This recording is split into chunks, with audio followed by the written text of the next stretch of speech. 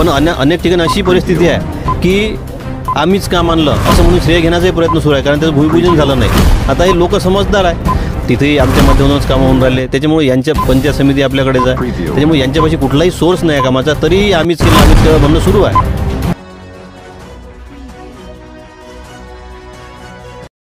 नमस्कार, MB news म्हणजे महाराष्ट्रातील बातमीपत्रामध्ये आपले स्वागत आहे. मी मंगेश. सध्या धामणगाव विधानसभा क्षेत्राचे आमदार प्रतापदादा अडसड यांच्या हस्ते अमृत 2 पाणी पुरवठा योजना अंतर्गत येणाऱ्या कामाचे नाव चांदुरली लोअर वर्धा वरुडबगाची येथून शहरात चक्क पाणी आणलेलं आहे.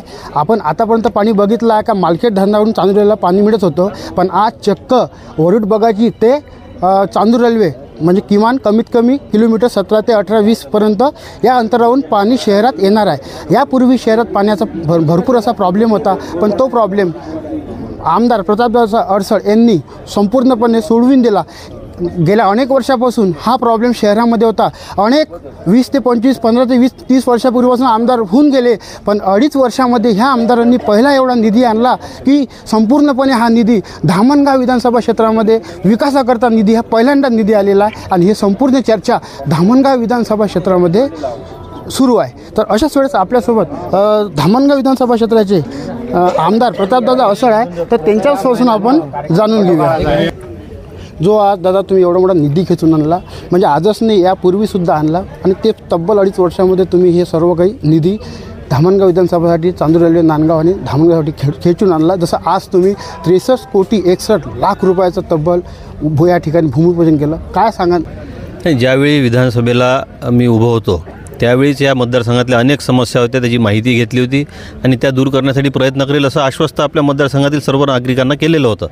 दुर्दैवानं मधला कोरोनाचा काळ आला, त्यावेळेस काही कामं करता आली नाही, सरकारही नव्हतं. पण सुदैवानं नंतर सरकार आलं आणि जे काही आश्वासनं आपण दिली होती ती पूर्ण करण्याची संधी मिळाली आणि त्या माध्यमातून संपूर्ण मतदारसंघात हजारो कोटी रुपयाचा निधी आलेला आहे. आणि चांदूर रेल्वे शहराचा हा मोठा प्रश्न आहे, हा म्हणजे आजचा प्रश्न नाही आहे. अनेक वर्षांपासून सगळे आमच्या माता भगिनी असतील, सगळे लोक आहे, तर या पाण्यासाठी अत्यंत तहानलेले आहे म्हणायला काही हरकत नव्हती. तहानलेले होते, टँकरही लावावं लागत होते, बऱ्याच वेळी गढूळ पाणी पुरवठा होत होता, अनेक अडचणी होत्या.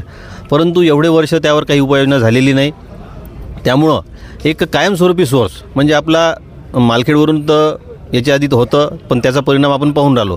5-5, 6-6 दिवस कधी कधी थांबावं लागत होतं आणि टँकरही लावावं लागत होते, अशी परिस्थिती होती. त्याचं कारण हे आहे की तो कायमस्वरूपी सोर्स नाही, तो तलाव आहे, वरच्या आपल्या पावसाच्या पाण्यावर अवलंबून असलेला. एखाद दिवस जर 1-2 वर्ष पाऊस व्यवस्थित झाला नाही तर ते पाणी मिळणं शक्य झालं नसतं, म्हणजे गाव पूर्ण हाहाकार माजला असतं, अशी परिस्थिती निर्माण झाली असती जी भविष्यात होऊ शकते कदाचित.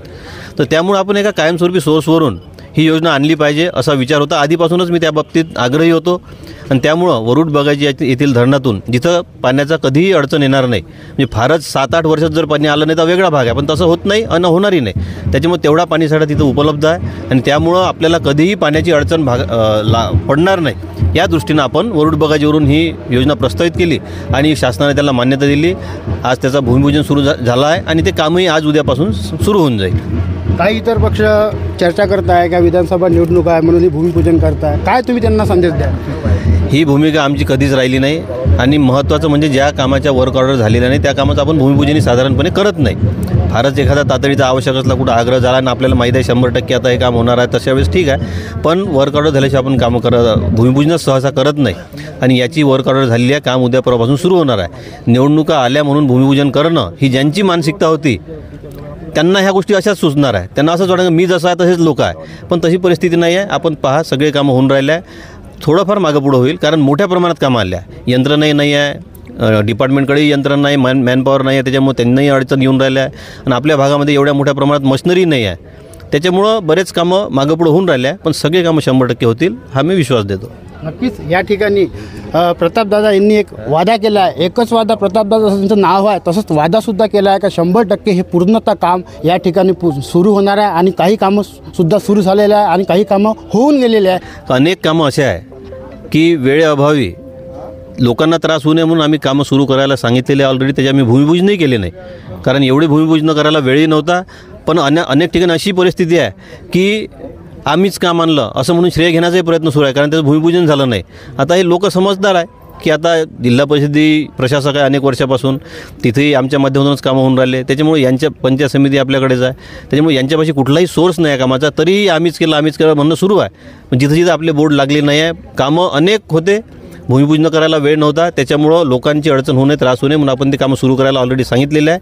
त्याच्यामुळं जवळपास 30% कामं तर अशा आहे का जिथे आम्ही भूमिपूजनही केले नाही आणि ते कामं सुरू झालेले आहे. ज्यांनी असे म्हटले का हे कामं आम्ही आणले आणि हे कामं आम्हीच करत आहे, पण तुम्ही ह्या 2.5 वर्षामध्ये अनेक कामं आणलेले आहे. अशा लोकांना तुम्ही जे तुम्हाला त्यांनी चॅलेंज केलं, तुम्ही त्यांना वर्क ऑर्डर दाखवायला पाहिजे, काय सांगाल? नाही, डिपार्टमेंटमध्ये सगळं उपलब्ध आहे. ज्यांना माहिती घ्यायली पाहिजे, ज्यांना असं वाटते त्यांनी तिथं जाऊन पाहा, आणि एखादं काम जे भूमिपूजन झालं पण वर्क ऑर्डरच नाही आहे असं त्यांनी दाखवा, ते त्यांची जबाबदारी, आमची नाही आहे.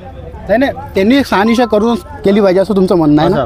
नक्कीच अनेक कामं या ठिकाणी या फक्त 2.5 वर्षामध्ये आलेले आहे. महाविकास आघाडीचे 2.5 वर्षापूर्वी सरकार होते ना, आता 2.5 वर्षात महायुतीचे सरकार आले असता 2.5 वर्षातच दादांनी या ठिकाणी करोडोच्या वर निधी मंत्रालयातून खेचून सुद्धा आणलेला आहे. तर बघत राहा एम न्यूजला लाईक करा, सबस्क्राईब करा आणि न्यूज बघण्यासाठी www.mnews365.in